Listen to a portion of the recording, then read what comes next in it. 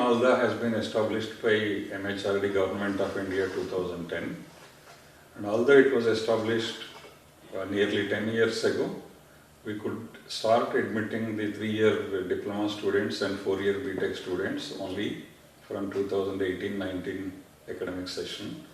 And accordingly, we have 2 years of diploma students, 2 years of degree students studying in our institute at present.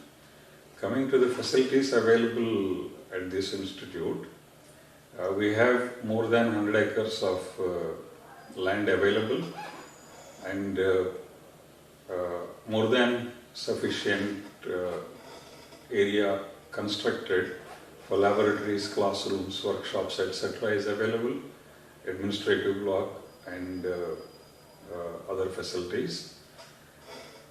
The hostels to accommodate nearly about 700 students are under construction. Staff quarters are also under construction, and we have at the moment a library computing center construction is also under progress. And because of the fact that this institute has last 7 years of its existence from 2010 with minimal development, the complete infrastructure could not be completed till now.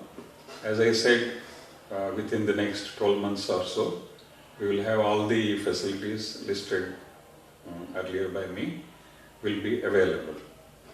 And since we are only having 2 years of diploma and 2 years of degree at the moment, by the admissions of 2020-21, we will be having 3rd year of BTech also students coming in.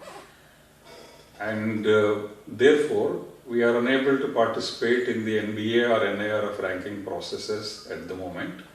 As soon as we will become eligible to participate, we will be applying and participating in those processes also. We also participate in all the programs, activities of MHRD and AICTE from time to time. And beyond NBA and NIRF accreditations, once we are eligible, we are also having some plans to open PG programs in all the BTech courses that are available.